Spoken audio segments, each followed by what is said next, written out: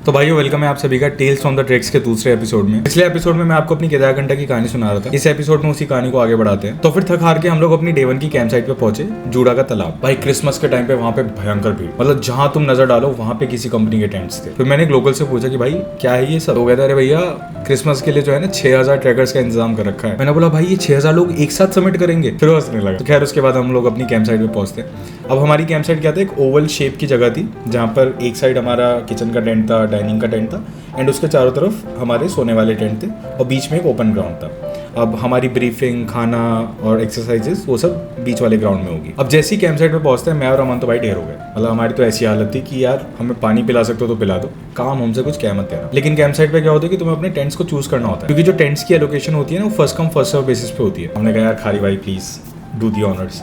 तो खारी जाता है, टेंट चूज कर लेता है। फिर हमने बोला भाई हमारे बैग भी पहुंचा दे यार प्लीज। तो खारी हमारे बैग भी लेके जाने लगा। तो जैसे ही वो गया एकदम से उसकी बहुत तेज चिल्लाने की आवाज आती है, ओए जल्दी इधर आ। भाई मेरे दिमाग में सबसे पहला ख्याल आया कि भाभी मिल गई और मैं उसी स्पीड में भाग के गया। वहां जाके देखते हैं कि हमारे जो टेंट है ना उसके साइड में खच्चर का कंकाल पड़ा हुआ है। अब तो मुझे एक बात बताओ, कोई अगर 1% भी नॉर्मल आदमी हुआ तो उसको कंकाल देख के थोड़ा तो यार घबराहट सी होगी। ये साला डॉक्टर आदमी घबराना छोड़ो, उसकी हड्डियां उठा के दिखा रहा है हमें कि यार देखिए रीढ़ की हड्डी है, ये पैरों की हड्डी है, ये घुट्टे की हड्डी है और उनके बायोलॉजिकल नाम भी बता रहा है। मैंने कहा भाई हो गया भरोसा तेरी डॉक्टरी की डिग्री पे, अब इसको फेंक दे प्लीज। तो उसके बाद हम लोग वापस अपने वो ओपन ग्राउंड में जाते हैं तो वहाँ पे सब लोग एक्सरसाइजेस कर रहे थे। तो हमने एक्सरसाइज करी, फिर थोड़े स्नैक्स खाए, शाम हो गई, डिनर किया। अब कट टू डिनर के बाद। तो डिनर के बाद जो है ना हमारा पूरा ग्रुप गैदर हुआ आपस में, पर रात के टाइम क्योंकि वहाँ पे हवा बहुत तेज चल रही थी तो हम सब लोग जो है ना डाइनिंग टेंट में चले गए। अब भाई हमारे ग्रुप में है 30 लोग और वो टेंट नॉर्मल साइज का। उस टेंट के अंदर 2 मिनट के अंदर इतनी भयंकर भीड़ हो गई ना, टेंट के बाहर उतरे हुए जूतों को देख के समझ में नहीं आ रहा था कि ये टेंट है या मंदिर है। ठीक चलो सब कंफर्टेबल हो गए। टेंट में नीचे गद्दे पड़े हुए थे और ऊपर हमने वो स्लीपिंग बैग्स खोल लिए तो उनको कंबल की तरह ओढ़ लिया। और अब शुरू होता है कांड, क्योंकि अब धीरे धीरे ये सब लोग आपस में कंफर्टेबल हो रहे हैं। मतलब स्टार्टिंग में तो ऐसा होता है ना किसी का गलती से हाथ भी लग जाए तो कहते हैं ओ सॉरी। और अब ये लोग धीरे धीरे उस लेवल पे पहुंच रहे हैं। मेरे बस की ट्रैकिंग नहीं बहन के लोड़े, मैं बिना गाली। ठीक है, तो अब टेंट के अंदर हम सारे 30 लोग बैठे हैं, हमारा गाइड भी बैठा है और उसके बाद शुरू होती हैं कहानियां। मतलब कोई अपनी दिल टूटी कहानी सुना रहा है, कोई अपनी आशिकी सुना रहा है, कोई अपने एडवेंचर्स की कहानियां सुना रहा है और ऐसे करते करते हमारे 8 के 10 बज गए। अब कैंप साइट्स पे क्या होता है कि बिजली का इंतजाम नहीं होता, तो वहाँ पे जितनी भी लाइटें होती है ना वो सारी सोलर लाइट्स होती है। अब 10 बजे तक जो हमारे कैंप की सोलर लाइट थी उसकी बैटरी खत्म हो गई, तो धीरे धीरे हमारे टेंट में हो गया एकदम पिच ब्लैक अंधेरा। तो हमने क्या किया कि जो हमारी हेडलाइट होती है ना उसको मिनिमम ब्राइटनेस पे जलाकर टेंट के कोने पे टांग दिया ताकि टेंट में थोड़ी सी रोशनी रहे। अब एकदम से एक लड़की में उठती है, चुल यार किसी पे हॉरर स्टोरी नहीं है क्या? एक तो यार मेरा इन लोगों का हॉरर स्टोरी से ऑब्सेशन समझ में नहीं आता। मतलब खुद की फड़वाने का क्या शौक है भाई लोगों को। एंड एक और चीज है, जो सबसे ज्यादा एक्साइटेड होता है ना उसी की सबसे ज्यादा फटती है हॉरर स्टोरीज में। पर हमारा गाइड भाई इतना मतलब दिल का अच्छा आदमी, वो चाहते ही नहीं किसी को बुरा लगे। वो शुरू भी हो गया। मैंने कहा भाई आज तो होगी हालत खराब, पहली बार हम पहाड़ों पे सो रहे हैं टेंट के अंदर और आज ये कुछ ना कुछ ऐसा सुना देंगे कि मेरे को जो है ना रात को यहाँ पे भूत दिखने लग जाएगी। और हाँ, अगर आप अभी तक नहीं समझे तो मेरे को बहुत डर लगता है, मैं एग्री करता हूँ, मैं नहीं शर्माता। तो हमारे गाइड साहब शुरू होते हैं, वो लड़की एकदम से उनको बीच में रोक देती है, खड़ी होती है और जो हमने लाइट टांग रखी थी उसको व्हाइट से रेड लाइट पे कर देती है। भाई पूरे टेंट का माहौल, बाहर एकदम अंधेरा, अंदर एक रेड कलर की छोटी सी लाइट जल रही है और बस ये दिख रहा है कि लोग बैठे हैं। मतलब लोगों की जो है ना बॉडी की शेडो दिख रही है, कुछ नहीं दिख रहा हो। मैंने कहा हाँ भाई बस इसी चीज की कसर थी, एक काम कर यहाँ पे जो है ना आमीजी तो मार और बजा ले और शुरू हो जा घुंघरू पहन के। पर मैंने बोला नहीं, क्या पता वो शुरू भी हो जाती। तो ठीक है, हमारे गाइड साहब शुरू करते हैं। तो वो कहते हैं कि यहाँ पे कभी कभी भालू आ जाता है। वो सेम लड़की एकदम से ऐसे हो गई। मेरी जो हंसी छूटी। मैंने कहा भाई गूदा तुम्हारे अंदर है नहीं, बस पड़वाने का शौक है तुम्हें। हाँ तो खैर वो कंटिन्यू करते हैं। तो वो कहते हैं कि ये जो ट्रैक है ना ये विंटर ट्रैक है,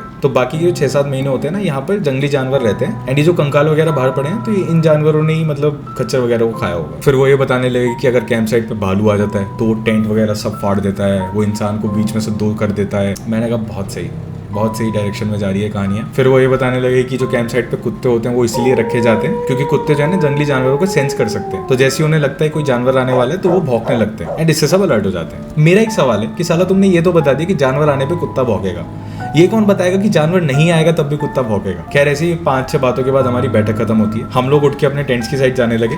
टेंट पहुंचते ही सबसे पहले तो वो खच्चर का कंकाल दिखा।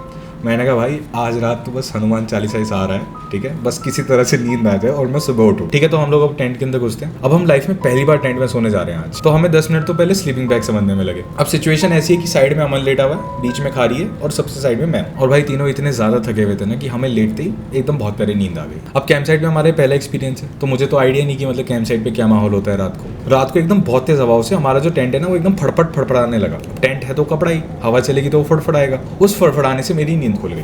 ठीक है, मैंने टाइम देखा 2 बज रहे थे, मैंने कहा चलो ठीक है 2-3 घंटे हो गए, 4 घंटे और बचे हैं, बस 6 बज जाए किसी तरह से सुबह के और बस सब ठीक हो जाएगा। तो उसके बाद मैं वापस सोने की कोशिश करने लगा। अब बीच में क्या हुआ था कि खारी जो है ना थोड़ा सा ज़्यादा चौड़ा हो गया था, मतलब कंफर्टेबल पता नहीं क्या हो गया था वो, तो मैं थोड़ा सा और साइड में हो गया, ठीक है।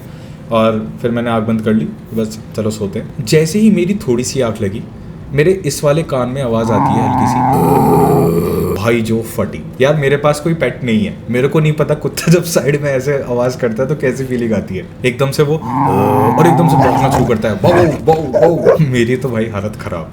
अगले 2 मिनट के अंदर उस कैंप साइट पे जितने कुत्ते थे सब भौंकने लगे। मैंने कहा भाई हो गया कांड, आज आ गया भालू और आज जो है ना कोई तो जाएगा। कुत्ते लगे पड़े हैं, उन्हें कोई आइडिया नहीं कि उनकी वजह से किसी इंसान की फट रही है। पता नहीं किस कुत्ते ने किस कुतिया को छेड़ दिया। इनके इंटरनल मैटर की वजह से मेरी जो है ना यहाँ पे फट के 74 हो गई। कोई भी नॉर्मल आदमी होगा तो सोचेगा कि यार कैंप साइट है, कुत्ते तो भौंकते ही होंगे, पर उस टाइम नॉर्मल दिमाग चलता गया है। उस टाइम तो दिमाग में बस ये चल रहा है ना कि भाई भालू आएगा भालू आएगा भालू आएगा, वही कहानी घूम रही है। इसलिए मैं ऐसी जगहों पे हॉरर स्टोरी सुनता नहीं हूँ। मैं तो हॉरर स्टोरी भाई सुनता ही नहीं हूँ, मेरे को नहीं सुननी हॉरर स्टोरी। मैंने कहा भाई भालू आ रहा है। फिर मैं हिसाब लगाने लगा कि देखो हमारा टेंट बीच में, इस वाली साइड हमारे 2 टेंट है, इस वाली साइड हमारे 3 टेंट है। तो भालू अगर इस साइड से आएगा तो पहले उन्हें खाएगा, और अगर इस साइड से आएगा तो पहले इन्हें खाएगा। तो साइड से तो हम लोग सेफ है। फिर मैंने सोचा कि भाई अगर आगे और पीछे से आ गया तो क्या करेंगे। मैंने अपना स्लीपिंग बैग खोला, मैंने पूरा सीन विजुअलाइज कर लिया कि मैं ऐसे उठूंगा और ऐसे एकदम से टेंट खोल के ऐसे भागता चला जाऊंगा, भागता ही चला जाऊंगा।